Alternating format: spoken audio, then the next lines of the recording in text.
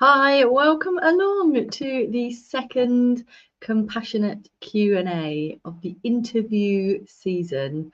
Thank you very much for joining me. I am Dr Marianne Trent and I'm a qualified clinical psychologist.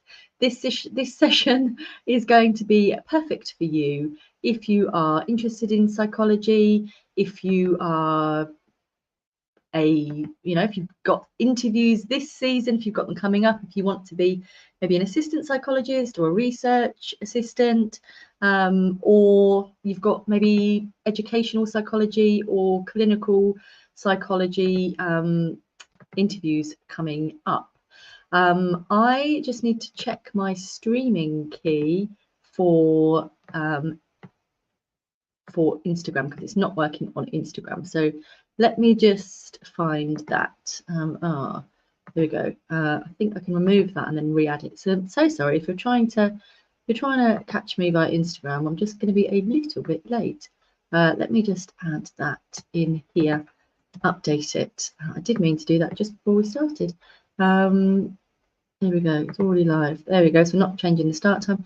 I should be able to click go live. That was one thing I did not do. So let me know in the comments if you can hear me. Let me know where you are in the country, or for that matter in the world. Let me know what would feel like a good year. There we go, we should be live on Instagram now, so I should be able to see your comments. I don't know that I've ever received any comments that I can see are Instagram ones. So if you are watching on Instagram, it would be really great to get a comment from Instagram, one from Twitter/X, one from YouTube, one from LinkedIn, and one from Facebook, so that we know that I can see all of you. Because in the past, before Twitter gave permission for comments, I couldn't see them. And in the past, I used to have to use my phone. You might have been to my lives where I had to use it for streaming for Instagram. It was a whole big palaver, but it should now hopefully be easier, and I should be able to see comments from all of the destinations. So before we begin, or whilst I'm waiting for questions to come in, oh, here we go. We've got one from Curry. Welcome along. I'm from Manchester and I can see and hear you. Lovely. Let me know why you're here, because you might be looking for kind of inside info for future. You might be wanting that for right now, or you might just be like, who is this woman that I've just seen in my feed? I want to know what she's on about, so let me know why you're here. Hi to you, Irene, tweeting from X. Yeah, I think that's what we do now, isn't it? We'll just commit to tweeting, but we're going to do it from X.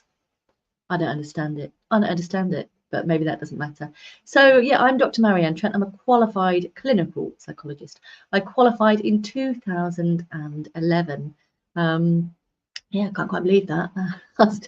Sometimes I still feel newly qualified myself.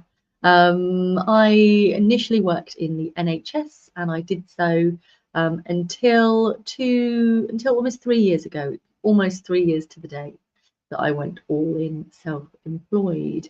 I am the host of the Aspiring Psychologist Podcast, which launched approaching 2.5 years ago and is released weekly. We've got weekly episodes. We're currently on episode 123, and people are saying really lovely things about the current latest episode. And I am with Jasmine Iveson, and we're talking about public speaking, ways to, I guess, recognize your vulnerabilities, recognize, what might be a strength for you, what might be needing a little bit of work, and recognizing that actually a lot of us feel really difficult about public speaking. I actually don't think I'm super brilliant at it. It's something that I've had to really lean into, and every day is a school day. And even a podcast episode that I did yesterday, I didn't think was very good on my part. The guest was amazing. My little boy had just got home from school early because he had really hurty eczema, and I was really distracted by knowing he was here and in pain. So yeah, I don't always feel I'm the best that I could be. There's always room for improvement for all of us. So Curie says, I'm interested in 2025 entry for the DClin Psych. Just nosing about what to know would be helpful to focus on right now to ensure I give it my best chance as a first-time applicant. Brilliant. So, we all have different times that we choose to apply for the first time for anything. And that might be because you are only just eligible to apply for the first time. It might be that you're only just graduated, you're about to graduate. It might be that you're kind of getting to the end of a master's and you think, now's my time. It might be that you've been busy, you know, parenting or looking after people that have needed your help, or just you've been like, you know what, I could apply sooner, but actually I'm going to pace myself until I've got enough you know, what I consider, until I'm ready, until I've got enough experience. So there's a variety of reasons why people might be applying for the first time, and that might be different for different people. So I guess in terms of my answer to you, Curie, and anyone else watching this, is just know that whilst it is technically possible to get on quite soon after graduation, your chances are more likely if you go for a course where there are selection tests and you like knock those selection tests out of the park. But you know, for many of the courses they're using selection criteria, where you'll accumulate points for a number of different things, you know, length of time in particular, relevant roles, you know, how many relevant disseminations and publications you've had, and some courses weight them based on how many and, you know, what sort of publication they've been. So know that even though it might be your first time and you know, might be, I don't know, you might be my age, you might be 42, you know, and so it's not age related, it's not kind of, it's a variety of factors.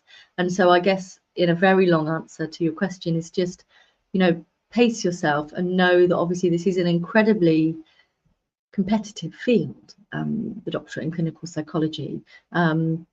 And yeah, I'm not trying to talk you down. I'm not trying to say that you can't get on first time. People do get on first time every year. But obviously what we know is you're more likely to get on if you've had some relevant experience, if you've evidenced some additional ability to be able to learn at higher levels than just undergraduate.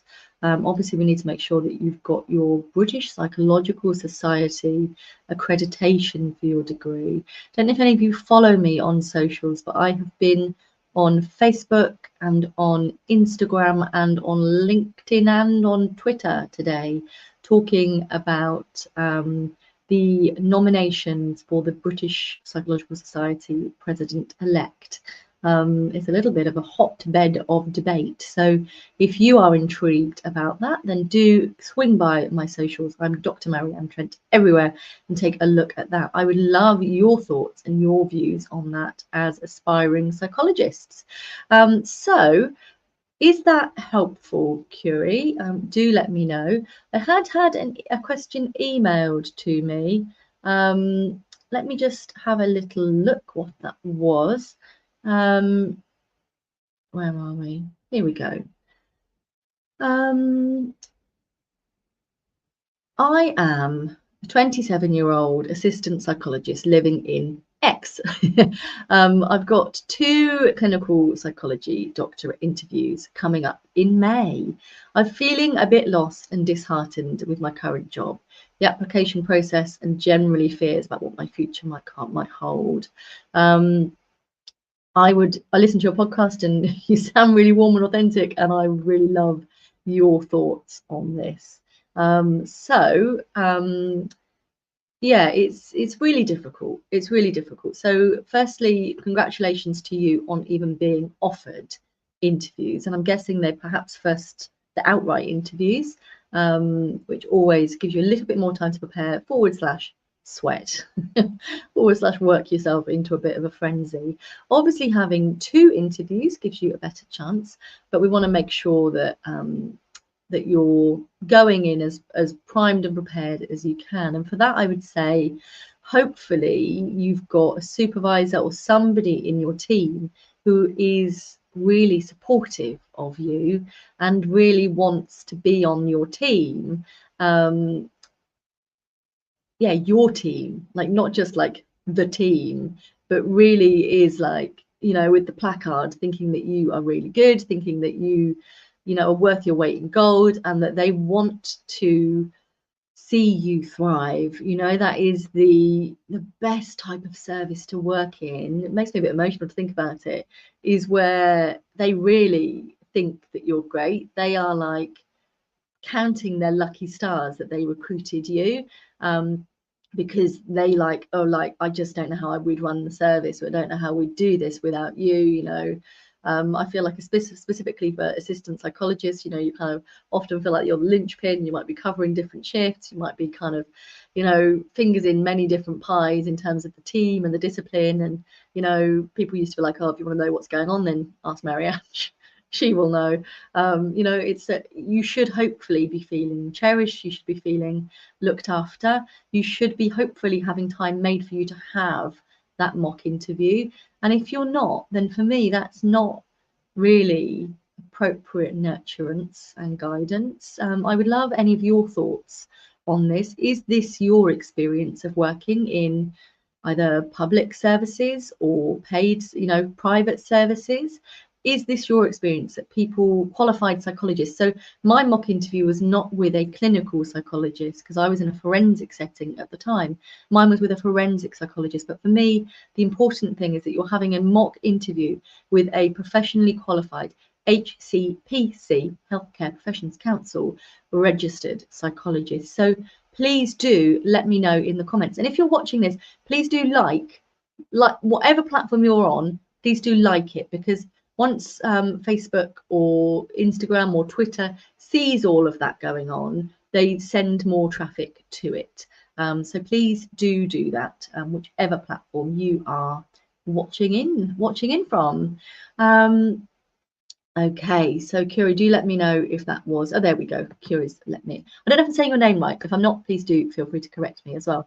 I feel like this is, I'm not as close as I usually would be. I feel like I am missing some of my face. I feel like I'm really low down. I don't know if it's because I've got a dress on today that I rather like, and it looks a bit weird because it looks like it's all done up. I'm glad that was helpful, Curie, but let me know if I'm not saying your name correct. Right, I almost jumped somebody then, so sorry. Olivia, I have a deep insight interview next week. Well done, congratulations. Wonder if I could ask you how I could best focus my revision around ethics. How can I relate that to the role of a clinical psychologist? So we do cover that rather well in the Aspiring Psychologist membership, Olivia. And anybody joining the membership, even today, which you can do by scanning that QR code or going to the link in my bios on any of my socials, you are able to access all of the replay content from the last 2 years. So I won't say all of the replay content. About 98% of the replay content. So there's some facilitators that, for the personal reasons of what was being discussed, or the nature of the individual facilitators, that content isn't around. But I think it was probably only 2 or 3 of the sessions. It's been, you know, lots and lots of sessions. Oh, I don't know if I pulled out my mic then. Can you still hear me? Let me just check my settings. Sorry, I got my foot on my mic wire. Hopefully you can still hear me. Yes, I think it's still making noise. Well, I'll keep my feet off the mic wire. that is a good advice. So yeah, we've got loads and loads of content in there, and we do actually go through kind of ethics and how to answer those tricky questions. So the session that we ran, not this week because unfortunately it was cancelled this week. We've got it rescheduled for Thursday, which is cognitive behavioral therapy skills and formulation, because she wasn't very well on Monday, but we've got it on Thursday at 7:30. The session before that I did, I had different quiz question rounds that I'd made up, and one of them was like, oh God questions, the ones that make you go, oh. You know, so we've got stuff around that, and some of those are kind of ethical dilemmas as well. So I guess in terms of answering your question specifically, rather than giving the examples that are in the membership, I would look at any current themes and debates in ethics. I would look at whether there's any recent research in ethics, whether there's any I guess I'd gen up on the very basic ethics where we first kind of were looking at the Milgram pain experiment. That really paved the way for looking at kind of ethics, and the Zimbardo prison study. I would go right back to the bare bones of where we started with ethics, and then compare and contrast to how far we've come. So that's in answer to your question. But if you want to kind of see it in practice, in theory, do please consider joining the membership, which you can do with no minimum contract. You can leave at any time. So yeah, you've got an interview next week and you might be like, I hope that it'll be one and done. And that absolutely is possible. So you can come in, you can watch the replays. People have done that and have got on to training. So that is my best advice, because you'd have access to, I don't know, 12 hours of stuff to watch that's specifically kind of what you're asking about, questions and stuff. So I never give away questions that have been asked in interview, but I make up my own questions on what I think I would ask, because I don't think it's appropriate to share course questions, so I don't do it. But that's what I do. And then we've had research experts in the membership as well, talking you through how to talk about research for interviews. We have got kind of people talking about formulation, how to do that at interview. Loads and loads of great stuff. So hopefully my hybrid answer of kind of do your research, do your looking at kind of history, and also considering the membership is a useful answer to you, Olivia. Irene, this is a good question. Should an AP stay in a job for 12 plus months?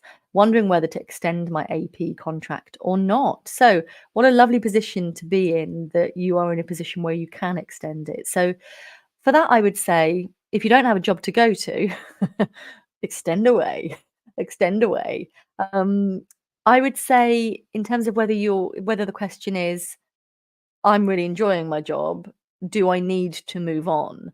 No, is the answer. I don't think you do, but you should still feel, in my opinion, like you are learning, like you are being shaped, like you are having time given to you to help you to grow. You should still feel like sometimes clinical work comes up that feels on the edge of your comfort zone, or that gets you really excited about new learning objectives and new kind of ways of learning about clients, or learning about doing research or audit or service delivery, or there should be new things that you're learning.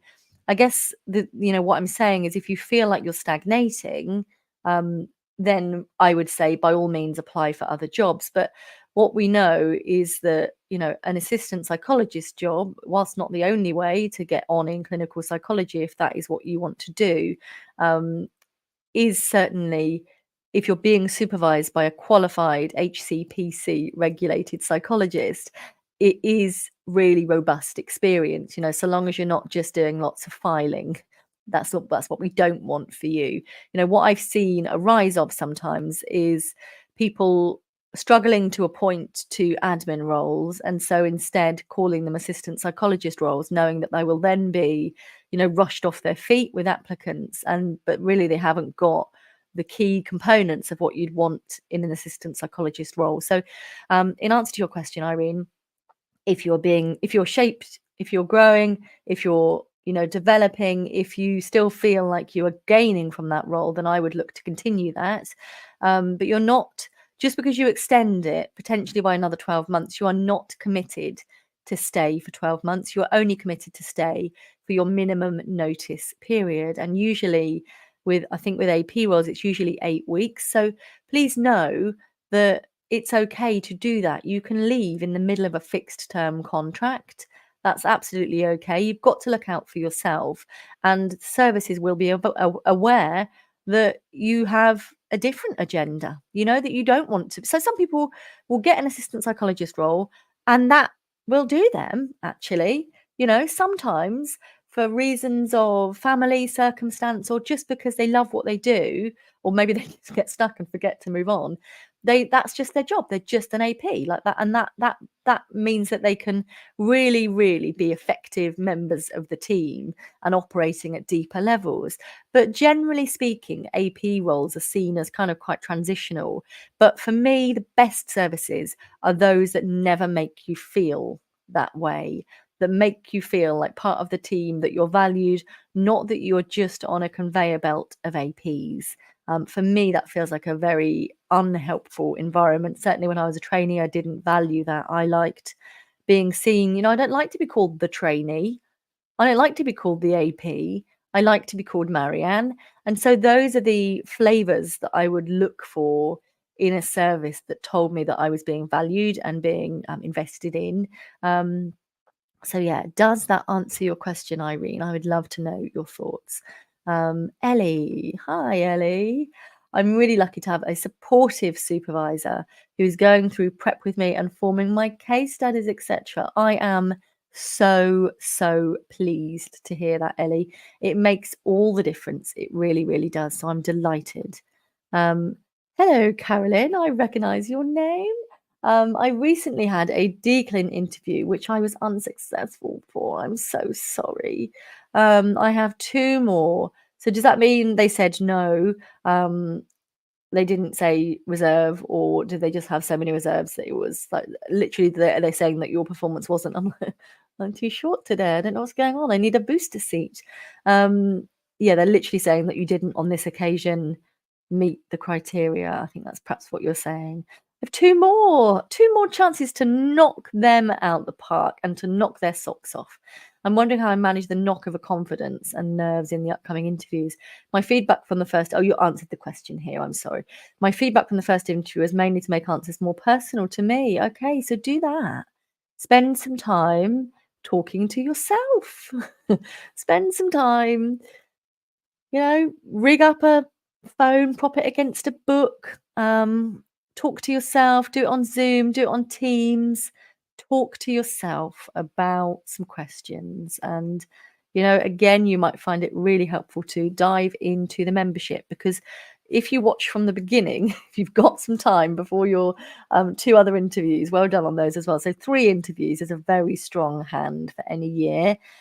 It's way better to get one out of the way that doesn't go as you'd like, and then you've got 2 more to plow on with. So I know you'll be sad. I know, ultimately what you wanted, both in terms of competence, but in terms of our ego, is to get 3 offers and then be able to choose where you want to go. And maybe the one that you went to first is the one that you wanted most, or, would be most convenient, or the city that you most imagined yourself living in, or maybe actually, there's a variety of reasons why we pick our different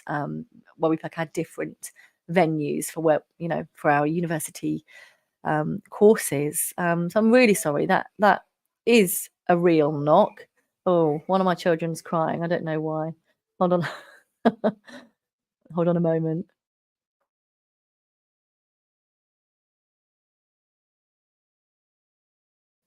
I don't know why he's crying. I might just text him. Oh dear. So sorry. Husband's out tonight. I was supposed to do this session yesterday. They were also out then as well. Hold on.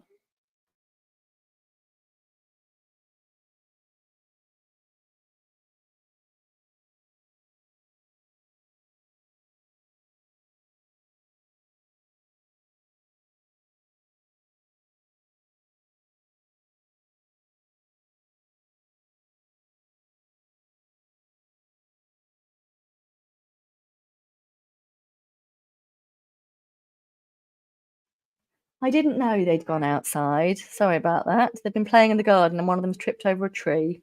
And he's got a bleeding chin and a hurty arm, but his big brother is hopefully going to look after him. So gotta love a live stream, haven't you?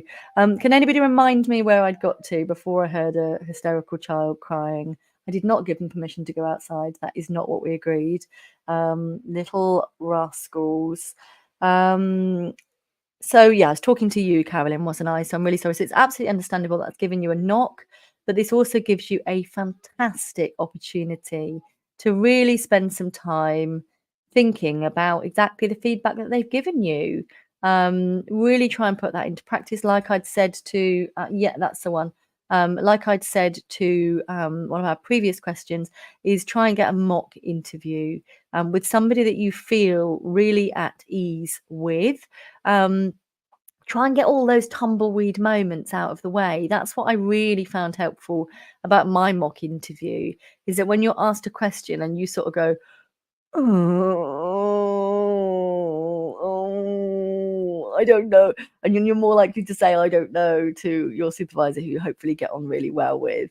You can kind of get that out of the way. And what I think is really important is you get a sense of mastery.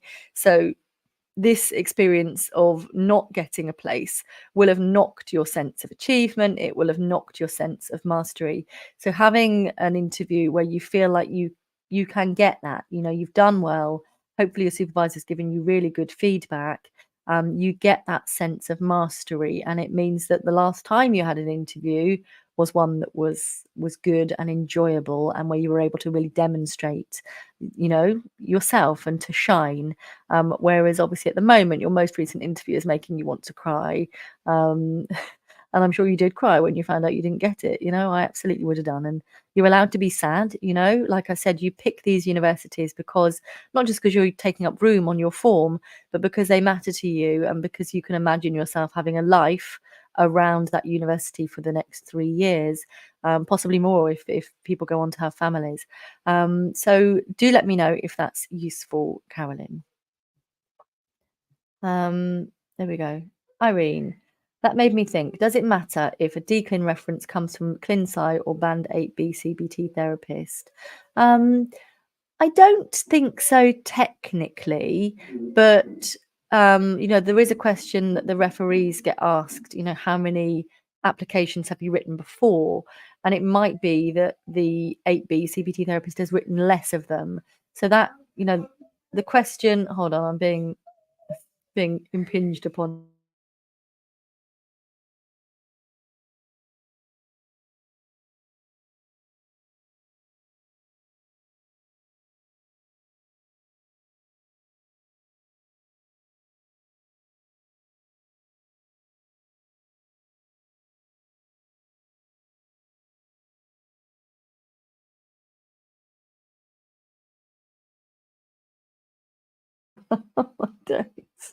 Oh dear.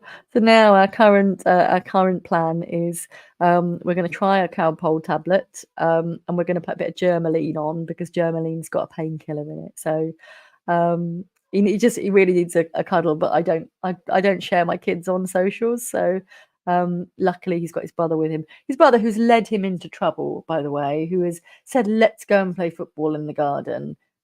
So yes, I should be having words with the big one, because he knows that was not a sanctioned idea. So I would say, if possible, if you've got someone that's supervising in the team, it would be my preference, have I been in your position, to have a qualified clinical psychologist.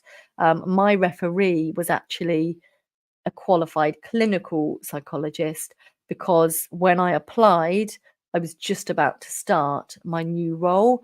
But had I been applying the next year, so had I not been successful, had I gone on to apply 4 times rather than 3, then I would have asked my forensic psychologist to be my reference, because I was very clear that I was an assistant clinical psychologist in a forensic service. But you can only do what you can do. If there are no qualified psychologists and there aren't any that are supervising you, then you can only do what you can do. And it might be that you're obviously not an AP. It might be that you are a PWP or something like that, or you're working as a high intensive CBT therapist, which is, of course, then you are more likely to have references from CBT therapists. And an 8B CBT therapist is obviously doing some service lead type stuff, and is credible and good at what they do, hopefully. So I would be like, I would love it if it was a clinical psychologist, if I was applying for clinical psychology training. But the world doesn't always work like that, does it? Have you got I can't remember what you said, Irene. I think you just said hi before. Oh yes, so you AP job, so you're considering whether to move on. So your AP job is supervised by a CBT therapist. Are you doing lots of CBT work? Because for me, I would prefer, personally and professionally, for you to be supervised by a qualified Psych or a qualified counselling Psych, because we are not just CBT therapists as assistant psychologists and as doctoral clinical psychology students. So let me know your thoughts on that. Oh, Carolyn, so yeah, they said no. I'm sorry to hear that. Yes, thank you. That's very helpful. I was thinking if I get new experience opportunities, I'll stay. Yeah, exactly. And whilst you're not holding people over a barrel and saying, what have you got for me? You want to think that in terms of your appraisal, that there's opportunities for your growth and development. Facebook user, I don't know who you are. If you want to go to streamyard.com/Facebook, you can give permission for me to see your name. Otherwise, I can only call you Facebook user. Hi, Marianne, hope you're well. I've heard that the NHS is reluctant to give decline training to candidates with less than 10 years before retirement. If that is actually the case? I don't think it can be the case. I think that would be age discrimination. I think technically, so long as you had enough years to be able to do the training and probably give at least a couple of years service, but technically speaking, it's a job. I don't think they could turn you down. You'd have to be able to do the training and probably have at least 1 year of qualified work, but I don't think they would be able to discriminate against you age-wise. Some of the most popular episodes of the podcast on YouTube have been for slightly older applicants. So one of them is how to start a psychology career in your 30s and beyond. That's a really popular one. Obviously, you might be a little bit older than 30, but that might be a really useful place to start. People have said they found that really helpful. Okay. Maya. What should I do if my academic reference doesn't remember me? Oh, no, I'm so sorry to hear that. I plan to apply for the decline in around 2 to 3 years. And they don't remember you. Is that what they've said? That's a tricky position to be in. Could you start a master's? I know it's not ideal, but it gives you a more up-to-date academic reference. It gives you a chance to get on someone's radar so that they know you. Otherwise, I still think they're obliged to write you a reference, if they're still working at that academic institution. But it was obviously advantageous. So I was constantly in contact with my undergrad research supervisor. So yeah, is it your dissertation supervisor who doesn't remember you? That would be worrying to me if you'd met with them regularly for oh dear, a crying child. If you'd met with them regularly and they didn't remember you, that's not great, Is all well in that person's life? Because if you've done a research project together, you'd hope that you'd be memorable. Hold on. Come here.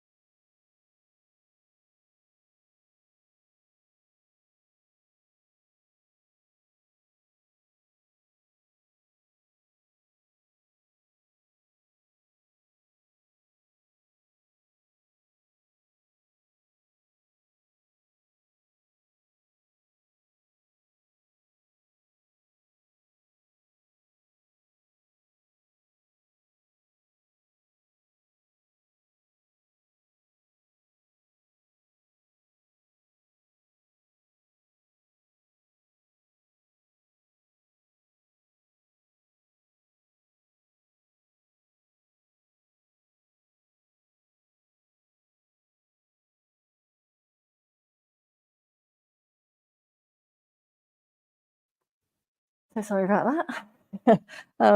He's upset. He doesn't like the sight of his own blood. I mean, who does? But yeah, sorry about that. Right. So if they don't remember you, cognitively, is everything okay? You know, you should be quite memorable if you met weekly in their office for like, you know, for a whole term. You know, I badgered mine quite a lot, even after I left. And I was constantly asking for references. Have you not been doing that? Like mine was like, oh, it's Marianne again. Yep, I'm always happy to write a reference. No need to ask me, but I always did. I always did. So yeah, could you do another piece of academic qualification so that you're missing out that middleman, especially middleman or middle woman or middle person, especially because you've got around 2-3 years. So yeah, I'm sorry to hear that you're in that position. Facebook user, I don't know if we're the same Facebook user as before. Possibly not. Hi Marianne, I'm on the reserve for interview list and feel like I'm spending so much time refreshing my emails rather than something more productive like prepping. Any advice for turning my anxiety of the unknown into action? It's really, really difficult. It's really difficult because you're kind of primed and ready. Do you know which position you are in on the interview list, or are you on a course where you do not know your positions? I just think in terms of managing expectations, knowing the position, I've got a really wet arm now, my little boy had a wet shirt.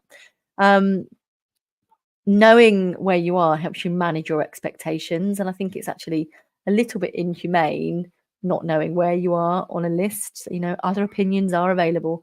Yeah, it's really difficult. I think you maybe be really boundary with yourself and just allow yourself to check once, you know.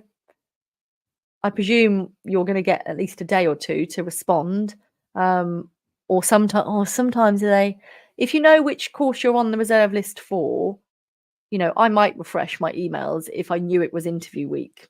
You know, I might be finding that very difficult to not do because sometimes you get a call or an email saying, can you come in tomorrow? So that makes sense. But if actually you know that, you know, for example, Coventry and Warwick, for example, I know is way at the end, you know, there's probably, it's not humane to you to be, if that's the reserve list you're talking about, and it might not be, you know, it's not humane to you to be refreshing all day, you know. It's not going to be giving your service that good a value for money either because you'll be so strung out. But could you let yourself check once in the morning, you know, before you start work, just in case there's been any sorts of flukes, and once you get home from work, you know, 5 p.m, something like that, 5:30, and just be really bounded about it. So turn off your phone pull through emails so you're not seeing those numbers on your phone. Maybe turn off your phone in the daytime. Take a book. If you're having your lunch break, which you should be, take a book with you, or take a journal, or I really like my paper-free tablet. What I would do in your position, if I knew that my phone was not helping me being connected to my interviews, is I would take control, turn it off, and just focus on myself, my own growth, my own development during the work day. And then, you know, it's admin assistants who work in clinical psychology departments who are going to be sending those emails, and they will only be cropping up within working hours. So I would be really boundaried, and that's what I would do. And it's really hard to be so strung out like that. So I'm really sorry that that's what you're experiencing. But that's what I would do. That's what I would advise. Not actually. I'm doing lots of DBT and MDT work now. Okay. So can you shadow kind of Clin Psychs? Is that something that you can do? Oh, she does remember me. I did a master's, but I'm scared she'll forget you. She won't forget you. You're not easily forgettable. Believe that. I don't know you, but I'm confident she won't forget you. It's her job not to forget you. She probably keeps notes, and she'll look back on that, and she'll have a copy of your thesis. She will not forget you. Stay in contact with her. Drop her an email today or tomorrow and say, hi, just wanted to touch base with you and let you know that I am planning on applying to the doctorate in a couple of years. And I really just wanted to get back on your radar because, you know, I'm worried that, you know, you might not remember me. And so I just wanted to touch base with you, check, you know, that all's well with you, yada, yada, yada, at which she might say, oh, I'm actually about to move unis. I'm moving to this is my new contact details. So I would keep in contact with my academic, with any references really, so that I know where they are, so that I can use them when I need to. Ellie, to help Maya, I reached out to my old academic supervisor and he somewhat remembered me, but also asked I send over my academic scores and my dissertation, so he wrote a better, more personal reference. I also sent him my declin application personal statement. Perfect. What lovely advice. So Facebook user says, thank you, Marianne. There we go. Have we got any more questions, or shall I go and comfort my child? Please do bear in mind the books. We've got the Aspiring Psychologist Collective and the Clinical Psychologist Collective, which both get really lovely reviews. If you've read them but you've not yet given me a review, please do head along to Goodreads or Amazon and drop me a review. It really helps others to trust in the content I provide. Similarly, if you have access to Apple Podcasts, I would love it if you would rate and review the podcast. And if you have access to Spotify, you can rate the review there. I worked out today that I've got 2,588 followers on Spotify. I've only just worked out how to access my follower count on Spotify. So that felt pretty good. I don't think I can access that data via Spotify, via Apple. But yeah, if you like my YouTube stuff, if you like seeing me as well as hearing me, please do come along to my channel, Dr Marianne Trent, and follow, subscribe, like, get chatty in the comments. That would be absolutely marvellous. Just a thought about supervisors not remembering you. Would it be helpful to message them on LinkedIn first? It might be helpful to sing your photo, jog their memory. Yeah, I love LinkedIn. Come and connect with me on there as well. Yeah, not a bad idea. Not everybody's on LinkedIn. Those worth their salt, I think, should be. I love a bit of LinkedIn. Ellie, I hope your little one's okay. I admire the balance between work and family. It would have been a lot easier if I could have just sat him on my knee. But for me, I try not to mix socials and kids. I don't even share my kids' names publicly. I feel like that's their business and our business, but it is not my business. So yeah, I hope that's okay. He's crying has calmed down. He's given himself a bit of a scare, and he doesn't like seeing his own blood. They should not have been outside, the little rascals, and they know it. So yeah, there is a couple of minutes delay, I think, or at least a minute or so delay. Oh, I've got questions in Instagram that haven't been coming through. I didn't realize that. Let me just have a look here. So I'm so sorry, you might have given up long ago. We've got Sapna Gupta. Hi, Marianne. Any tips on how to structure interview question answers when dealing with interview anxiety so you don't accidentally ramble? Yeah, it's a very good question. Take a breath is what I would say. Slow it down, give yourself a moment to think. And that is something, again, that the membership does really, really well. You can see people's growth and development as they go along. You can see the people that have been in the membership since kind of early days. You can see how they change over time. Thank you for your answer. I don't feel very nourished at my job. I think that's part of the feeling disheartened and knock of confidence. I'm really sorry to hear that. You deserve to be, all of you deserve to be feeling nourished and enriched. And I'm sorry that that's not the case. And some people have chosen to join the membership specifically because they do not feel they're getting that. Some of the feedback that I get from sessions is I'm not getting this experience in my paid role, and it's invaluable. So, I know that, £30 is not a tiny amount of money, but nor is it a huge amount of money, given the stack of value and the stack of carefully curated psychologists that we've got on board to be able to give you this content. So, I'm always committed to offering free resources.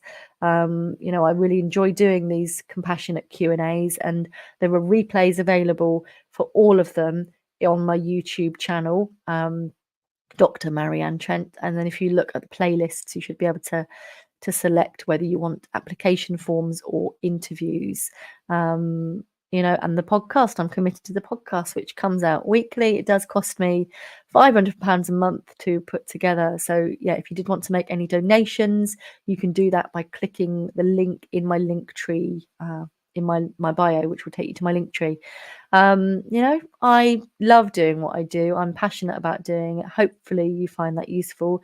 If we are connected on LinkedIn, I would love it if you would write me a recommendation for the work that I do for aspiring psychologists. That would be really, really valued, because obviously it does take time. I don't get paid for these sessions. I don't get paid for the podcast. I'm not sponsored by anybody. It does all just come out of my pocket, and yeah, it takes a lot of time. You know, you're like, oh, it's like 40 minutes, but that takes me so many hours each week to do each podcast episode. So yeah, if you can make any donation, or if you can say thank you by, you know, giving me a review, a like, subscribing to my channel, my content, I'd be so grateful. So we haven't had any more questions come in on Twitter, YouTube, LinkedIn, or Facebook. Let me just double check to see if we've had any extras.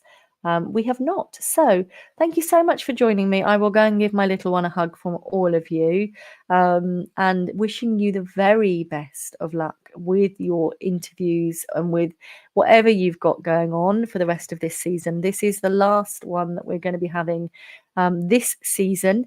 I will be back along for the Compassionate Q&A in September for application season. And like I said, you can always watch those replays on the YouTube playlist as well. If you've got any questions, do let me know. Please do love this video, you know, because it helps whichever platform you are watching on to know that it's very valuable content. Thank you for spending your time with me. I know that your time is precious, especially if it's the end of a working day. It's really, really appreciated.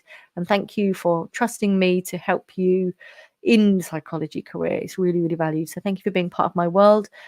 Please do come along to my mailing list if you're not already on it. It's goodthinkingpsychology.co.uk. That's goodthinkingpsychology.co.uk. I'll just write that down for you.